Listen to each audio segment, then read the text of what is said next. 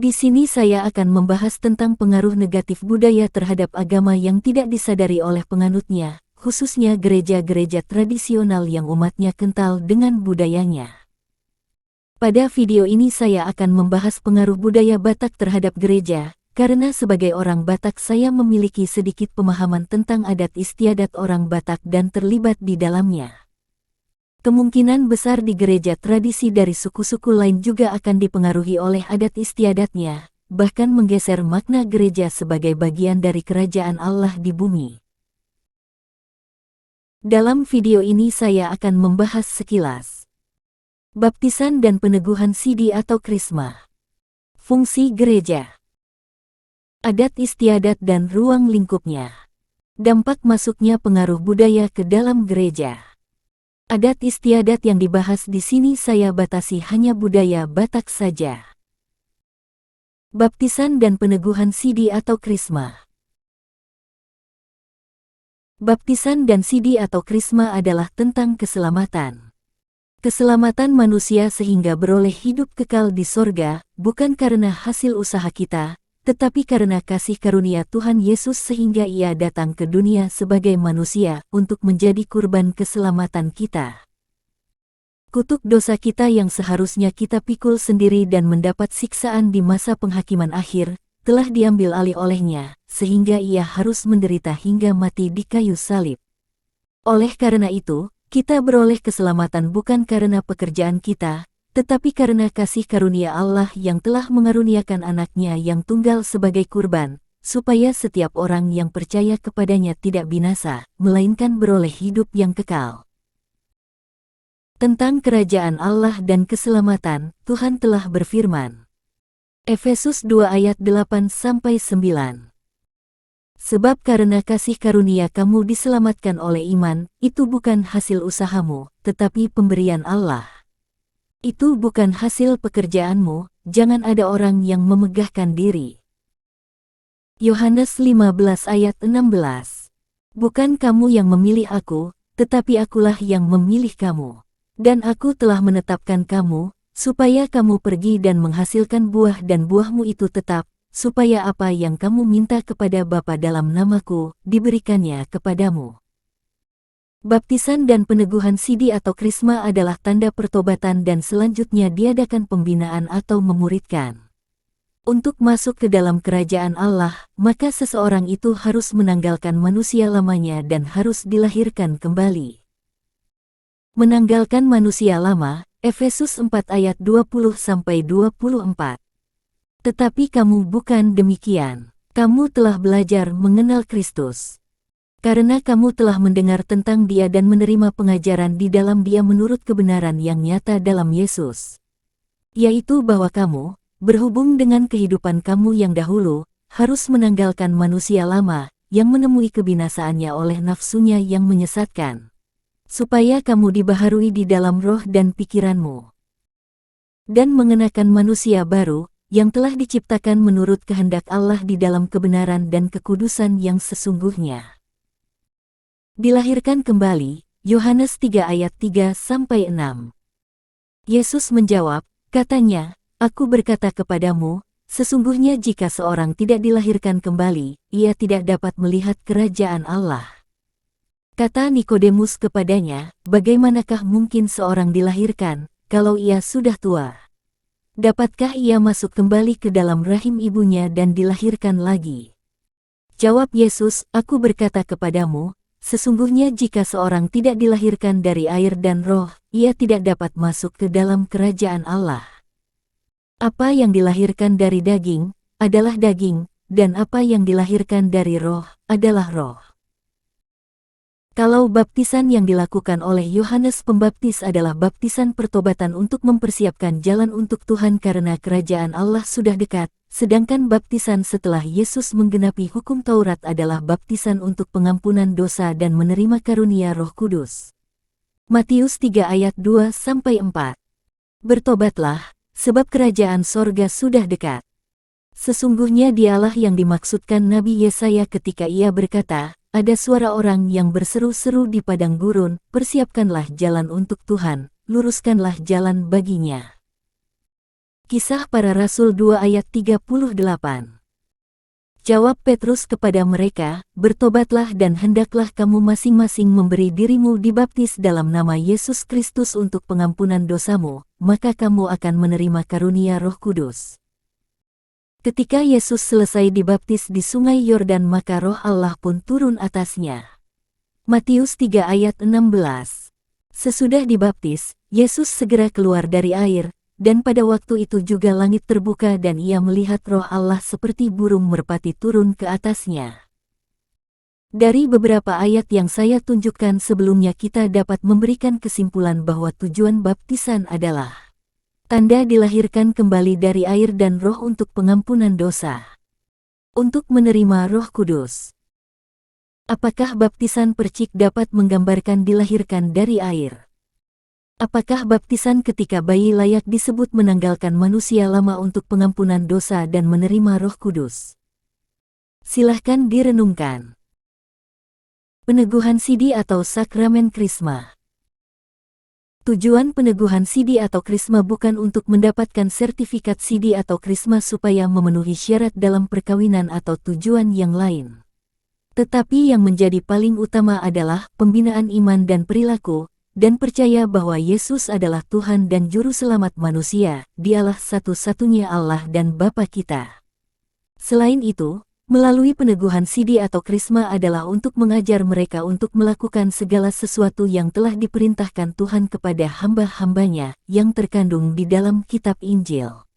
Pengajaran yang tidak terkandung di dalam kitab Injil, kitab Taurat, dan kitab para nabi, maka pengajaran itu bukan dari Tuhan.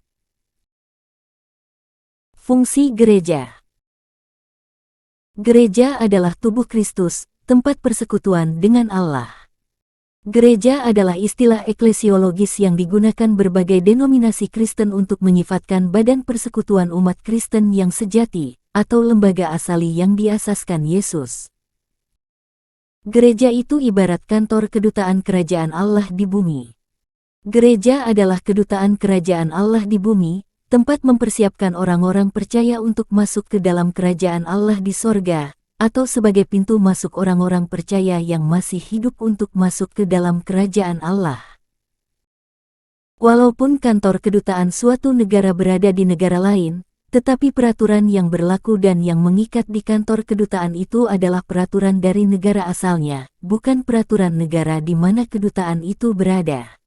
Demikian jugalah peraturan di dalam gereja, tidak boleh dicampur-adukan dengan peraturan negara atau aturan adat istiadat di mana gereja itu berada, sebab sesungguhnya gereja itu adalah wilayah kerajaan Allah.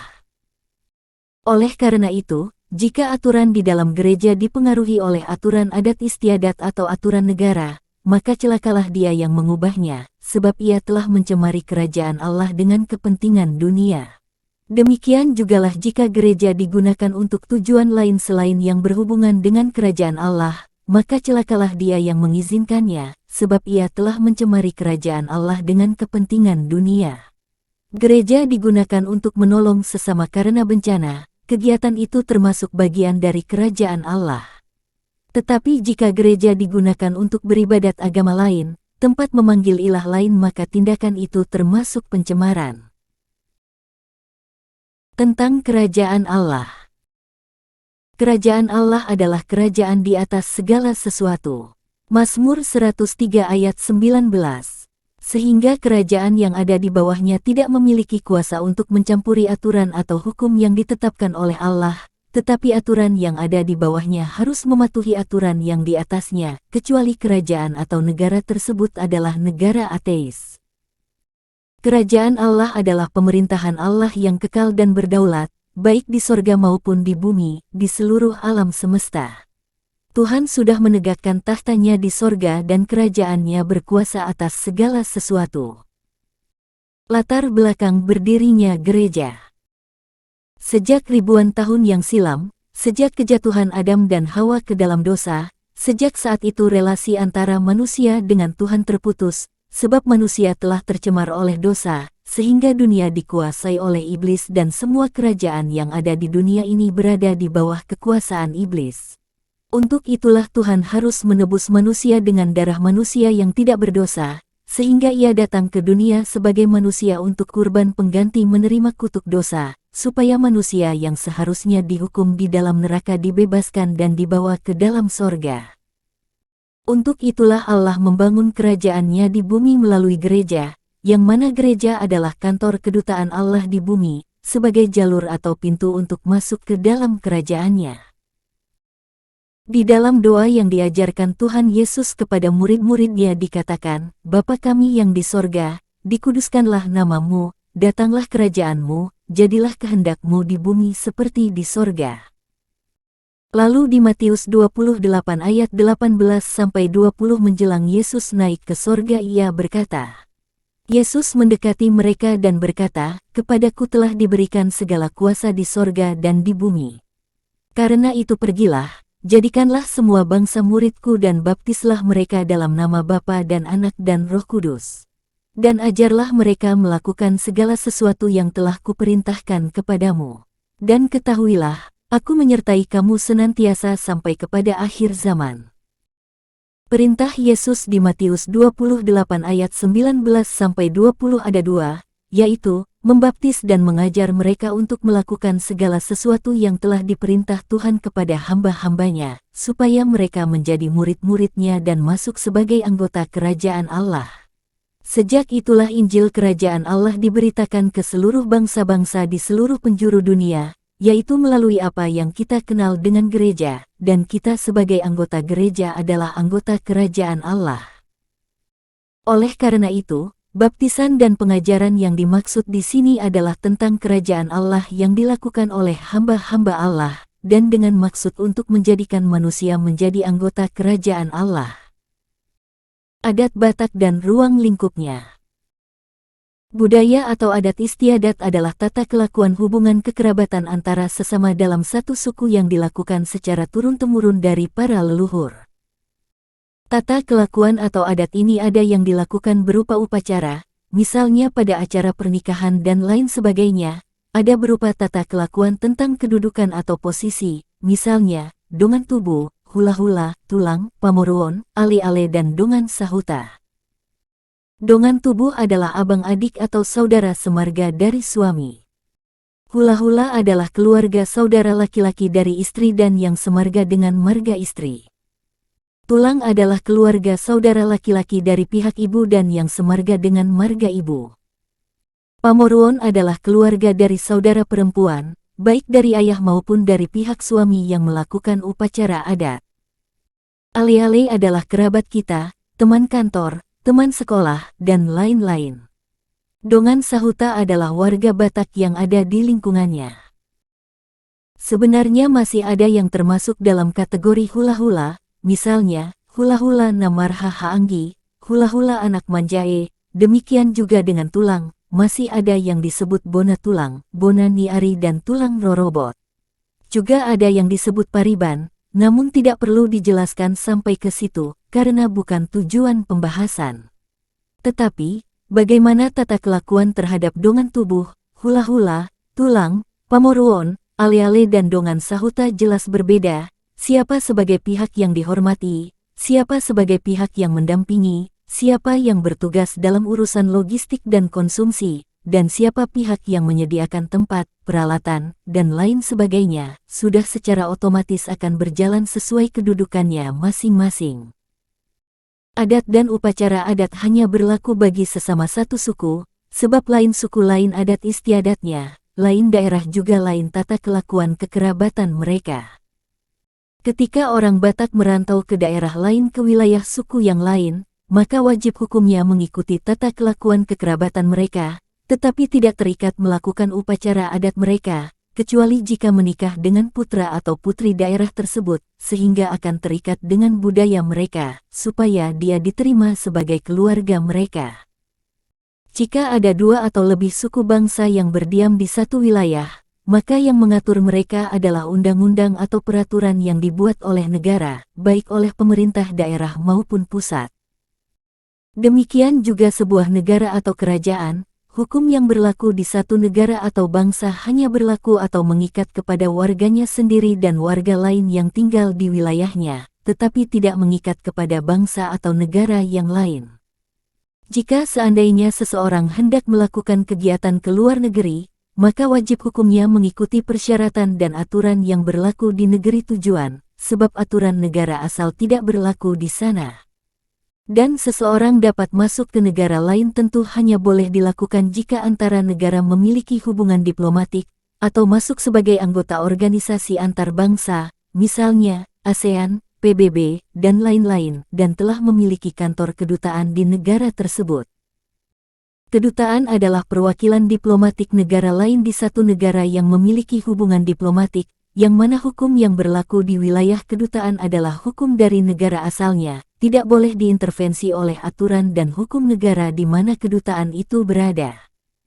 Orang-orang yang bertugas di dalam kedutaan adalah perwakilan atau duta dari negara asalnya, yang melakukan tugas atas perintah dari pemerintah dari negara asalnya, di bawah Kementerian Luar Negeri. Jadi jelas bahwa adat Batak dan ruang lingkupnya hanya berlaku untuk hubungan kekerabatan sesama suku Batak sendiri, tidak berlaku dalam hubungan kekerabatan dengan suku bangsa lain, walaupun berada di wilayah suku Batak sendiri. Dampak masuknya pengaruh budaya ke dalam gereja. Sebagaimana saya jelaskan di awal bahwa gereja adalah kedutaan atau perwakilan kerajaan Allah di bumi, di setiap daerah yang memiliki hubungan diplomatik dengan Dia, dan hamba-hambanya adalah utusan Tuhan untuk melayani mereka yang mau masuk ke dalam kerajaan Allah. Kerajaan Allah datang ke setiap orang melalui gereja, dan siapa yang berkehendak ingin masuk ke dalam kerajaan Allah maka ia harus masuk sebagai anggota gereja, lalu dibaptis sebagai tanda pertobatan dan diajarkan tentang bagaimana cara hidup yang dikehendaki oleh Tuhan, supaya ia layak diterima di dalam kerajaannya. Kerajaan Allah berada di atas kerajaan dunia, berada di atas segala sesuatu. Sehingga segala yang menyangkut tentang baptisan, peneguhan sidi, atau kegiatan lainnya yang berhubungan dengan kerajaan Allah, tidak boleh diintervensi atau dicampur-adukkan dengan kepentingan dunia atau adat istiadat. Justru adat istiadatlah yang harus dijiwai dengan nilai-nilai agama, menjadikan Tuhan sebagai tujuan dan yang memiliki kedudukan tertinggi, supaya para hamba-hamba Tuhan ikut serta di dalamnya, sehingga melalui kebudayaan yang berazaskan nilai-nilai agama maka seluruh umat semakin terberkati. Kalau tulang atau hula-hula adalah hamba-hamba Tuhan dan ditempatkan di posisi tertinggi di dalam adat, untuk memberkati dan memberi doa syafaat kepada pamorwonnya, itu masih logis. Tetapi bagaimana jika tulang atau hula-hula hanya manusia biasa, parmitu, jarang ke gereja, sedangkan pamorwonnya, misalnya seorang pendeta atau hamba Tuhan, lalu karena parmitu tadi posisinya sebagai tulang atau hula-hula, ia harus menyampaikan doa berkat dari Tuhan kepada pendeta karena posisinya sebagai pamorwon, apakah ini logis? Bukankah pendeta sebagai hamba Tuhan, yang memiliki hubungan dekat dengan Tuhan yang lebih pantas mendoakan tulangnya supaya hidup tulangnya dipimpin oleh Tuhan? Kalau dalam kegiatan sehari-hari di rumah hula-hula atau tulang, seorang pendeta menjadi pelayan bagi hula-hula atau tulangnya tidak ada masalah, sebab Tuhan Yesus sendiri memberi contoh sebagai pelayan kepada murid-muridnya. Penyimpangan tujuan upacara adat dalam baptisan atau sidi dari makna baptisan dapat terlihat ketika pihak hula-hula memberikan berkat yang dilambangkan dengan ikan yang bermakna. Deke sahat, asa anggiat maatong sahat tuho sude pasu-pasu nitu hatta. Deke saur doon, huhut asa anggiat saur mauli bulung bereku, tumpahon ni amata debata. Deke sitio tio doi huhut, asa anggiat sai tio sude parngoluonmu, jala dapot ho sude na pinarsita ni roham. Pasu-pasu atau berkat yang dimaksud di dalam tradisi orang Batak adalah hamuraon atau kekayaan, hagabeon atau kesuksesan, dan hasangapon atau kehormatan. Sedangkan baptisan dan sidi adalah tentang pertobatan dan pembinaan iman untuk masuk ke dalam kerajaan Allah. Saur mauli bulung adalah supaya mendapat umur panjang sampai memiliki cicit atau buyut, dan keturunannya belum ada yang meninggal mendahuluinya. Tio sude parngoluonmu, jala dapoto sude napinarsita ni roham, tio sama dengan bersih, parngoluon sama dengan kehidupan, tetapi maksud dari Tio Parngoluon bukan soal hidup bersih atau jujur, tetapi hidup tanpa rintangan dan tercapai semua yang diinginkan. Dari kata berkat yang disampaikan hula-hula atau tulang ketika pasahat ulos, ketika orang tua mengupah-upah, dan yang lain yang ikut diundang, hampir 60–80% tidak nyambung dengan makna baptisan atau sidi yang sesungguhnya, sebab yang dibutuhkan orang yang dibaptis atau sidi adalah pembinaan langsung dari gereja, atau keluarga yang memiliki pengetahuan tentang kerajaan Allah. Ada beberapa catatan yang perlu Anda ketahui ketika baptisan dan peneguhan iman atau krisma kemudian disusul dengan upacara adat untuk kedua kegiatan tersebut. Pertama, baptisan dan peneguhan sidi atau krisma adalah prosesi suci untuk masuk ke dalam kerajaan Allah yang dilakukan oleh hamba-hambanya, yaitu pendeta atau pastor.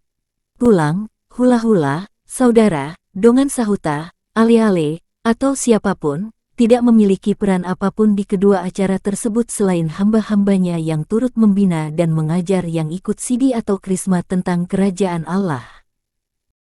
Kalau tulang, hula-hula, dan lain-lain yang tidak memahami firman Tuhan, apakah mereka pantas ambil bagian dan tampil sebagai pemberi nasihat atau pendoa untuk masuk ke dalam kerajaan Allah? Kalau cara hidup tulang, hula-hula, dan yang lain masih manusia lama, apakah mereka pantas mendapat posisi terhormat dan sebagai pemberi syafaat bagi orang yang mau masuk kerajaan Allah? Bukankah mereka tergolong penipu? Kedua, dalam upacara adat pada acara baptisan dan sidi atau krisma, tulang atau hula-hula duduk sebagai pihak terhormat, dan dianggap sebagai pihak pemberi syafaat kepada orang yang dibaptis atau sidi, dan mereka akan diberi parsituak na tonggi. Apakah tulang atau hula-hula pantas duduk di posisi terhormat, sebagai pemberi syafaat, lalu menerima parsituak na tonggi sebagai ucapan terima kasih dalam pelaksanaan adat, sedangkan mereka bukan orang yang ditugaskan Tuhan terlibat dalam pelayanan baptisan dan sidi untuk menuntun manusia masuk ke dalam kerajaan Allah? Bukankah yang pantas duduk di posisi terhormat, sebagai pemberi syafaat, dan penerima parsituak na tonggi sebagai ucapan terima kasih atas pelaksanaan baptisan atau sidi, adalah gereja melalui hamba-hambanya untuk kepentingan pembangunan kerajaan Allah?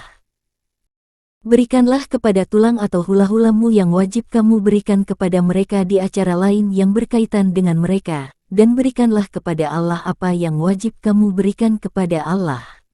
Nilai ini tersirat di Injil Lukas 20 ayat 25. Ada banyak kesempatan bagi orang Batak untuk menghormati tulang dan hula-hulanya, misalnya pada acara paebaton anak, pernikahan, ulang tahun, naik pangkat, berkunjung dan lain-lain. Tidak harus merampas kegiatan yang berhubungan dengan kerajaan Allah ke dalam kegiatan dunia, dan mendudukkan mereka sebagai tuan di sana.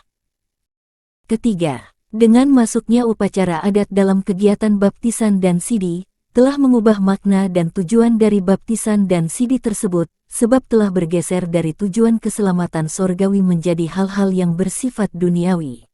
Kalau Anda mendengar kata-kata wejangan dari tulang, hula-hula, dan seluruh yang hadir di acara, mayoritas mereka menyampaikan nasihat-nasihat atau doa tentang kesuksesan pekerjaan, rezeki, kesehatan, pendidikan, jodoh, dan sebagainya yang berkaitan dengan urusan duniawi, sebab mereka sendiri belum tentu paham tujuan baptisan dan sidi. Kalau nasihatnya misalnya, jangan lupa membaca firman Tuhan, rajin beribadah, ikut kegiatan rohani, lebih santun, menghormati dan mengasihi orang, jangan pelit kepada yang susah, dan yang lain yang sifatnya rohani, maka nasihat tersebut masih nyambung dengan acara peneguhan sidi atau krisma. Dalam upacara adat dalam acara baptisan pun yang menjadi fokus pemahaman orang adalah soal nama, seakan-akan baptisan bertujuan untuk pemberkatan nama, atau baptisan sebagai sarana untuk mendaftarkan namanya di dalam kerajaan Allah. Padahal tujuan baptisan yang sebenarnya adalah tentang lahir baru, menanggalkan manusia lama dan mengenakan manusia baru untuk pengampunan dosa, lalu kemudian menerima Roh Kudus, sedangkan bayi yang dibaptis masih baru lahir. Apakah baptisan ketika bayi masih relevan dengan tujuan baptisan yang sebenarnya, yaitu untuk menanggalkan manusia lama, memperbaharui cara hidup dan mengenakan manusia baru untuk pengampunan dosa dan menerima Roh Kudus? Keempat, baptisan bayi dan peneguhan sidi bukanlah sebuah kesuksesan atau hasil akhir, tetapi awal dari kehidupan baru yang masih banyak tantangan dan ujian, dan melanjutkan pemahaman tentang firman Tuhan. Oleh karena itu, dengan melaksanakan upacara adat dalam baptisan atau sidi dan memerlukan biaya yang banyak, alangkah tidak tepat. Biaya untuk mengadakan upacara adat mungkin membutuhkan biaya 5 juta rupiah atau lebih, sedangkan ucapan terima kasih ke gereja mungkin hanya 500.000 rupiah saja, padahal yang layak menerima tudu-tudu Nisi Panganon dan Parsituak Natonggi adalah gereja, dalam hal ini pendeta dan pelayan Tuhan yang lain di gerejanya. Kata-kata berkat, nasihat, atau wejangan yang disampaikan semua pihak kepada anak yang menerima sidi atau baptisan, sekitar 60–80% keluar atau menyimpang dari maksud dan tujuan sebenarnya dari baptisan dan peneguhan sidi. Dengan demikian, apakah ada peran tulang atau hula-hula dalam hal kerajaan Allah, sehingga mereka mendapat kedudukan yang terhormat dalam upacara adat naik sidi dan menerima Parsituak Natonggi? Yesuslah yang layak mendapat penghormatan dan menerima persembahan, sebab Dia rela menderita sampai mati di kayu salib untuk menanggung kutuk dosa, yang seharusnya kita alami di neraka, bukan hasil pengorbanan hula-hula atau tulang, juga bukan karena doa mereka, sehingga hula-hula didudukkan di posisi terhormat dan menerima tudu-tudu Nisi Panganon dan Parsituak Natonggi. Berilah penghargaan kepada orang yang wajib diberikan sesuai dengan peranannya, jangan memberikan sesuatu kepada orang yang tidak berhak menerimanya. Dan terimalah penghargaan yang pantas Anda terima, dan tolak segala bentuk penghargaan jika Anda sendiri tidak memiliki peran apa-apa. Lukas 20 ayat 25. Lalu kata Yesus kepada mereka, "Kalau begitu, berikanlah kepada Kaisar apa yang wajib kamu berikan kepada Kaisar, dan kepada Allah apa yang wajib kamu berikan kepada Allah." Pihak yang paling bersalah di sini sebenarnya adalah pendetanya, sebab sebagai yang lebih memahami maksud dan tujuan baptisan dan sidi, ia membiarkan urusan kerajaan Allah dirampas ke dalam kerajaan dunia. Pendeta atau pastor gagal memberikan pemahaman kepada umat gerejanya bahwa kerajaan Allah berada di atas urusan adat. Gereja tidak boleh dikotori dengan adat istiadat, sebab gereja adalah kedutaan kerajaan Allah di bumi, dan kerajaan Allah bukan soal adat istiadat manusia. Apabila baptisan atau peneguhan sidi atau krisma ditumpangi acara adat, maka makna baptisan dan peneguhan sidi akan menjadi menyimpang dari tujuannya. Tulang atau hula-hula dan yang hadir di sana yang hanya mengurusi hal-hal dunia dan kepentingan dunia diberikan tempat terhormat, sedangkan peranan hamba-hambanya yang diutus untuk membawa orang yang sidi ke dalam kerajaan Allah justru disingkirkan. Upacara adat di rumah setelah acara baptisan dan peneguhan sidi atau krisma di gereja, adalah merampas umat Allah dari kerajaan Allah ke dalam kerajaan dunia, dan menyimpangkan tujuan yang sebenarnya yaitu pertobatan untuk pengampunan dosa, dan pembinaan iman supaya dapat diterima di dalam kerajaan Allah, diarahkan ke dalam kehidupan yang bersifat duniawi. Biarlah upacara baptisan atau peneguhan sidi atau krisma berjalan dengan murni tanpa ditumpangi dengan upacara adat, karena baptisan dan peneguhan sidi bukan acara untuk dunia. Jika acara baptisan dan peneguhan sidi kemudian dilanjutkan dengan upacara adat di rumah keluarganya, ini sama saja artinya tanaman gandum ditumpangi dengan tumbuhan ilalang, sehingga gandumnya terjepit dan mati, sementara ilalangnya tumbuh subur. Jika Anda setuju dengan isi video ini, silahkan share ke siapa saja yang patut mengetahuinya.